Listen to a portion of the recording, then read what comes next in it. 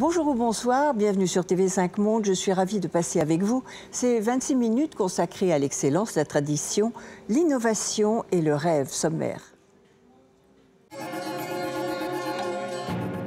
Pour ses 70 ans, la Serre nous invite à dîner. Elitop crée des bijoux top pour l'an 20. Et le chef Yannick Aleno cuisine l'artiste Louis Kahn. L'un des fleurons de la gastronomie française vient de fêter ses 70 ans. Pour souffler ses 70 bougies, le chef Christophe Moret a mis à l'honneur les plats qui ont fait le succès de la maison. Nous y étions. Dîner chez la Serre, c'est l'assurance d'un repas sans fausses notes. En 70, ce restaurant est devenu une institution de la gastronomie parisienne. Tout commence lorsqu'un cuisinier, René Lasserre, rachète ce bistrot. La date du bail, quand M. Lasserre a pris possession des lieux, est du 3 décembre 1942, pendant la guerre. C'était ici un hangar qui avait servi lors de l'exposition universelle de 1937 pour servir la bière, la choucroute, une brasserie qui s'appelait Les Lierres.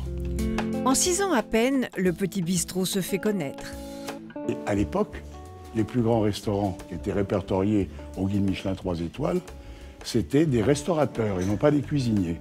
C'était Louis Vaudable chez Maxime, c'était André Vrina au Taïwan, c'était Claude Terrail, c'était Prunier, c'était René Lasserre. Le lieu brille par ses étoiles. 70 ans après, on a 2 étoiles. Lui, la première étoile qui était en 1948. On a eu ensuite une deuxième en 51 ou 2, de mémoire.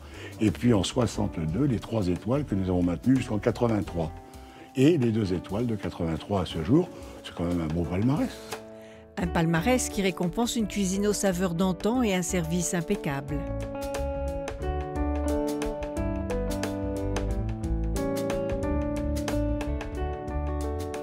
Pour moi, la structure de pensée dans un établissement gastronomique, c'est le détail. Mais c'est la succession de petits détails infimes, peut-être difficilement perceptibles, qui en font la qualité, qui en font un moment d'exception, à la fois pour les clients, pour nos collaborateurs et puis pour l'histoire de la maison. La soirée est rythmée par le ballet des serveurs en grande tenue. Le service de salle est un beau métier. Je pense qu'il est dépassé le temps des porteurs d'assiettes, des verseurs de vin. On doit, je dirais, donner toute notre attention, notre dévotion et une notion d'empathie. C'est-à-dire qu'on doit aller encore plus loin que ce qu'attend ou ce que peut imaginer un client au quotidien. Le dîner revisite les classiques de la maison, ceux qui ont fait son succès. On a essayé, en fait, on a essayé de retracer l'histoire de la Serre. Donc on a fait quelques créations et puis aussi des plats historiques qui avaient été créés ici. Non, on a essayé de mettre un peu de contemporain, mais aussi de respecter l'histoire de la maison. Alors le menu, on va commencer par une laitue en délicate royale avec un caviar au siètre. Un plat mis au point par Christophe Moret lui-même, chef de la maison depuis 2010. Derrière, on va aller sur un macaroni de foie gras, truffe noire et céleri, accompagné d'un jus de veau truffé. C'est l'alliance de 2 produits d'exception, le foie gras et la truffe. Le jus de veau apporte au plat de la rondeur.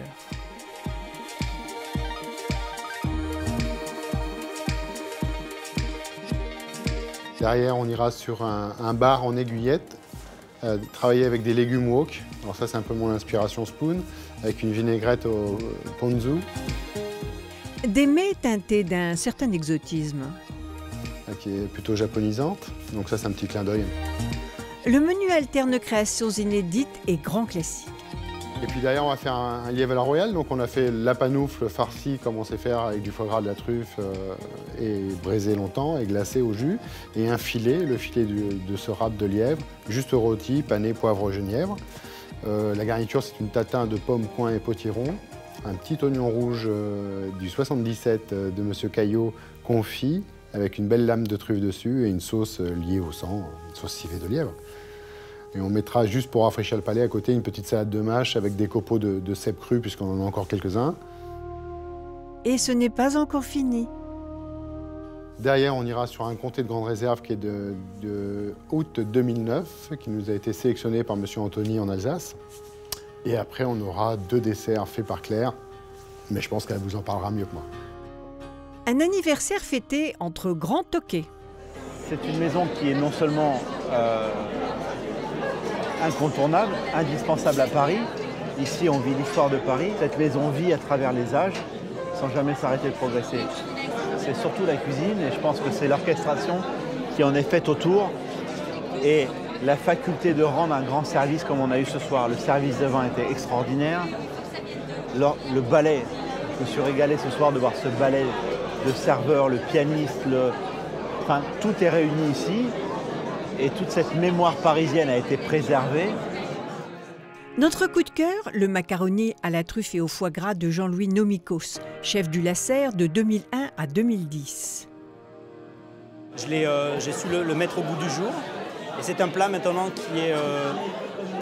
qui représente la cuisine française et la gourmandise.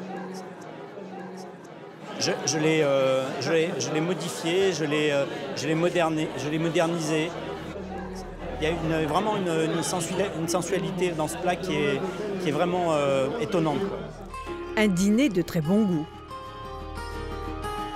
Donc moi j'ai trouvé que M. Moret à la cuisine nous a vraiment surpris. Sa complice, Claire Hetzer, est aussi très douée. Au niveau du sucré, le classique du restaurant Lasserre, c'est un timbale de l'Élysée. Donc voilà, je savais dès le départ quel dessert allait être servi. Après, le jeu, c'était de le retravailler, d'y ajouter une petite touche personnelle, de le retravailler de manière un petit peu plus légère, plus fraîche. Parce que c'est vrai que la pâtisserie a quand même évolué ces dernières années. Un petit peu moins sucré, parce que bon, le menu est quand même assez riche. Et voilà, et rajouter une petite touche personnelle, une petite touche élégante. Un dessert inventé en 1956. On a à la base une demi-sphère en pâte à cigarette, donc une pâte assez friable. À l'intérieur, il y a de la poire, il y a un sorbet, et sur le dessus, une cage en caramel. La pierre, c'est d'arriver à le faire passer dans le XXIe siècle. C'est-à-dire que voilà, il ne faut pas que ça devienne un musée, il ne faut pas que ça devienne poussiéreux, il faut que ça soit toujours attrayant et que ça reste tout à fait contemporain. Donc l'exercice de style est de pouvoir avoir des grands classiques d'un côté et d'avoir à côté une cuisine qui est tout à fait contemporaine.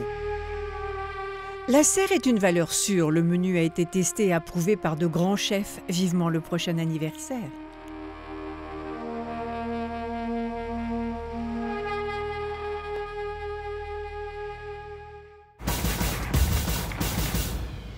On reconnaît entre mille les bijoux Lanvin à ce qu'ils ont de différent. D'ailleurs, ce n'est pas par hasard qu'Albert Elbaz travaille avec Elitop depuis 10 ans. Rencontre. Voici ses dernières créations. De précieuses bêtes de mode. Elitop dessine de divins bijoux pour Lanvin.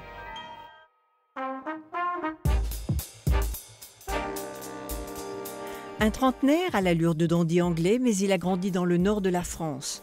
À 20 ans, il est le dernier assistant d'Yves Saint-Laurent. C'est dans cette maison qu'il rencontre Albert Elbaz, le début d'une belle histoire de mode. C'est quelqu'un que j'adore. C'est venu, ce que je disais un peu par Albert, qui en fait c'est lui aussi qui m'a fait faire des bijoux tout au départ. Comme un coup d'essai, après ça se passait plutôt bien, donc il m'a dit de continuer. Et après, c'est difficile à expliquer comment ça s'est passé. C'est plus une histoire de dessin aussi peut-être. Je pense que ça me correspond assez dans la manière de fonctionner, qui est plutôt une passion pour la construction, pour les choses, la manière dont elles sont assemblées. Tout ça s'est fait aussi avec les fabricants avec qui j'ai appris beaucoup de choses aussi. Puis après, ça s'est perfectionné. C'est pas que j'y ai pris goût parce que j'en dessinais déjà un peu avant. J'ai toujours fait des dessins assez maniaques. Donc pour le bijou, ça fonctionne bien. Depuis plus de 10 ans, il imagine les parures qui feront briller les vêtements qu'Albert dessine. Toute la période avant le défilé, j'ai besoin beaucoup d'être là avec eux. Parce qu'aussi, si ça tombe, il y a des choses qui ne marchent pas, il y a des choses qui ne fonctionnent pas, donc ça permet de rebondir très rapidement. Ça, je ne peux pas faire autrement. Les doigts de fée de l'atelier Edgar Hamon, l'un des derniers paruriers de Paris, donnent vie aux idées du créateur. Pour moi, c'est très important qu'il y ait dessous, qu'il y ait une vraie solidité architecturale, une manière de faire qui fait que ça unifie l'ensemble, enfin, ça donne une espèce de solidité. Ça, c'est la base en laiton, plus les sertis, plus les petites fontes qui viennent être soudées là-dessus. Et ça, c'est encore brut, en fait. Et après, il y a un autre élément pour l'articulation qui est soudé aussi sur la base. Et ensuite, vous arrivez, après le bain de dorure, à ça. On arrive à ça, qui est la partie strassage. Ici, après, on va venir mettre une plaque en plexi qui rajoute une ombre de couleur, en fait, comme ça, qui donne de la hauteur. Et vous avez une autre pierre avec un certis tracé qui va venir fixer la pierre en plexi dessus, comme ça. La simplicité n'est qu'apparente. Il n'y a pas que la contrainte de la pierre, la contrainte du métal qu'on utilise, la contrainte des fontes, la contrainte de la finesse, qu'on ne peut pas aller vers des choses très très fines parce que ce n'est pas du métal très précieux. Donc tout ça, au fur et à mesure du temps, on sophistique la pensée autour de tous ces trucs-là parce que je les ai tout le temps à l'esprit, en fait, tout ce que je vais pouvoir faire ou pas faire. Et il y a beaucoup de choses qu'on ne peut pas faire, en réalité. Elitop s'autorise tout de même quelques jolies fantaisies. Les tops sont ravis. Cette saison, le créateur a cherché la petite bête. En fait, je suis parti vraiment d'insectes et de coléoptères réels à la base. Parce que c'est vachement intéressant, comme ils sont eux-mêmes déjà très mécaniques, ça permettait déjà de s'aventurer dans des trucs, d'imaginer un squelette de construction et toute une structure en dessous qui partait quasiment de l'animal lui-même. Donc c'était pas facile, mais ça donnait une direction parce que l'animal lui-même était déjà très construit. Albert Elbaz est le premier fan du créateur. Je ne peux pas séparer entre Ellie et Elitop et les bijoux. Pour moi, c'est une histoire totale. Vous savez que j'ai connu Ellie, je pense qu'il avait 18 ans, il était chez Saint-Laurent, il travaillait dans la haute couture et je l'ai kidnappé. Et depuis, on est ensemble. Il était avec moi juste partout. Et c'est quelqu'un que j'adore, c'est quelqu'un que j'aime, c'est quelqu'un que je donne un énorme respect. C'est quelqu'un qui est tellement doué, talentueux. Je peux juste dire que je l'aime. Entre les deux hommes, une vraie complicité. On fait des rendez-vous, des vrais rendez-vous, où il raconte la collection, où on parle de la collection. D'abord, lui peut avoir des envies très précises aussi. Pas très précises et en même temps générales, mais plutôt d'aspect. Oui, il peut me dire, j'ai envie, je sais pas, que les bijoux soient comme des voitures. J'avais raconté ça une fois, mais c'est vrai qu'il m'a dit ça. Et ça évoquait quelque chose de très industriel, de très brillant, Il est beaucoup dans le vocabulaire et dans les mots, Albert, c'est vachement important pour lui. Et ça fonctionne très très bien, parce qu'en fait, ça vous revient après tout le temps. Entre une voiture et ce bijou, la ressemblance n'est pas frappante. On parle aussi de beaucoup de vrais bijoux, honnêtement, en termes d'iconographie, mais on essaie toujours de l'emmener ailleurs, en fait. Mais c'est jamais, comment dire, on perd pas du tout de vue le vêtement et la collection, la gamme de couleurs, les tissus, qu'est-ce qui se passe, c'est quoi l'histoire, quoi. En gros, c'est plutôt ça. Elitop est en train de se faire un nom dans la création, d'où de nouveaux projets. Ben là, j'ai vraiment envie de créer quelque chose à mon nom, en fait, de manière chose tout à fait différente. Plutôt sur du semi-précieux, plutôt sur de l'argent et de l'or, justement pour explorer. C'est une nouvelle exploration pour moi, ça donne une nouvelle possibilité avec de nouveaux paramètres. Donc ça m'amuse beaucoup. Et oui, j'aurais beaucoup aimé faire de la joaillerie parce que je trouve qu'il y a beaucoup à faire, en fait. C'est comme un nouveau terrain de jeu. On lui souhaite donc de beaucoup s'amuser, et nous avec.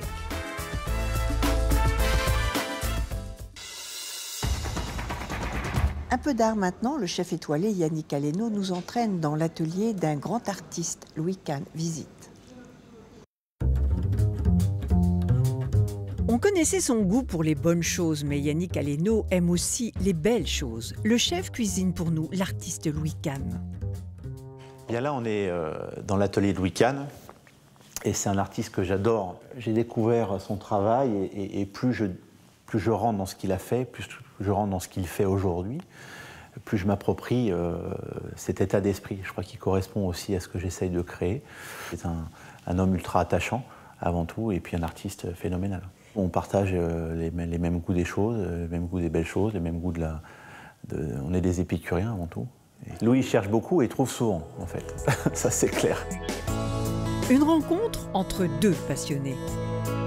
C'est pas quelqu'un qui s'ouvre facilement.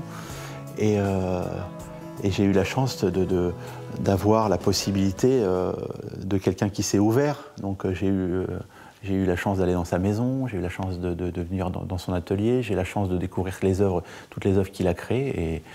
Et c'est un homme très épais. C'est un homme sincère, vrai, épais,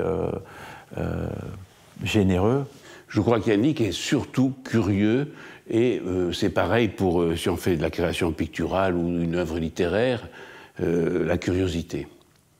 La curiosité, c'est le résultat d'une projection en avant, c'est-à-dire une capacité à imaginer et inventer. Je me déplace dans un certain volume culturel, et de passer du volume, c'est-à-dire la sculpture, qui est une pensée que l'on peut toucher presque, hein, à la peinture qui est une pensée que l'on peut voir, c'est facile. Donc le problème, c'est est-ce qu'on se limite à la peinture? Beaucoup d'artistes le font pour ne pas avoir une trop grande complexité qui déroute les amateurs, etc. Moi, ça m'est égal. Tout ce qui vient, tout ce qui me vient comme envie, je les traite. C'est-à-dire que je m'en occupe. Louis Kahn ne met aucune limite à sa créativité. Une idée et je cherche comment la réaliser. Si ça fait une forme différente de ce que je fais, peu importe. Moi, je me déplace dans les idées et dans les sensations, et pas dans les formes. Je ne fais pas évoluer une forme, comme Soulages, par exemple, toute sa vie. Je suis dans des idées dont je trouve leur correspondance formelle. De l'art à l'art de la table, il n'y a qu'un pas. La peinture, on l'aperçoit comme la cuisine, d'abord par l'œil, c'est gustatif. Ces tableaux-là sur lesquels je suis assis, ce sont des résines avec des plumes dedans, mais j'ai traité ça parce que j'avais le souvenir des bonbons, hein, chez les épiciers quand on est tout petit, et on a le goût de ces bonbons d'abord par l'œil. C'est-à-dire que la saveur et la vision produit un effet de saveur. Donc ça m'intéressait d'essayer de retrouver cette sensation. Mais là, vous avez un exemple de comment ça marche chez moi. Louis Kahn est un artiste complet. Le mobilier, ça c'est de l'art appliqué, l'art décoratif. C'est venu très simplement, j'ai commencé à faire des meubles pour chez moi et puis les gens s'y sont intéressés et j'ai laissé se développer ça. Donc maintenant je suis aussi un producteur de meubles de mobilier et d'art décoratif. Les bronzes, le bois, les plaquages, les lacs, même les lacs de Chine, tout ça, ça correspond à des capacités à prendre ou à s'intéresser aux autres cultures, aux autres matériaux, etc. Je crois que nous sommes tous les deux des ultra-productifs et on aime beaucoup créer, on aime beaucoup faire plein de choses. Et je crois que les journées sont rarement suffisamment longues pour qu'on ait à exprimer tout ce qu'on a exprimé. Et on essaye de le faire avec de la sincérité, je pense. Et puis, évidemment, comme on aime le travail bien fait, on essaye de le donner le plus fini possible. Ces perfectionnistes partagent le goût de la vie et des autres et ça nous enchante.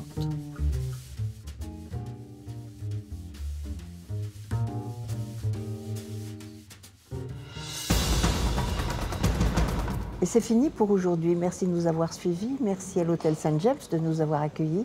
Je vous retrouve la semaine prochaine, toujours sur TV5 Monde ou sur tv5mondeplus.com ou sur notre page Facebook. En attendant, voici notre coup de cœur, puisque le luxe, vous le savez, est une histoire de cœur. Au revoir. Depuis 80 ans, dans ce café parisien, c'est toujours le même rythme. Sous l'œil des magots, un jury de 13 écrivains désigne le livre de l'année. Le 29 janvier dernier, c'est Pauline Dreyfus qui a reçu le prix pour Immortel enfin. Elle raconte la dernière campagne de Paul Morand pour l'Académie française. On lui souhaite le même parcours que le dernier lauréat du prix, un certain Raymond Queneau.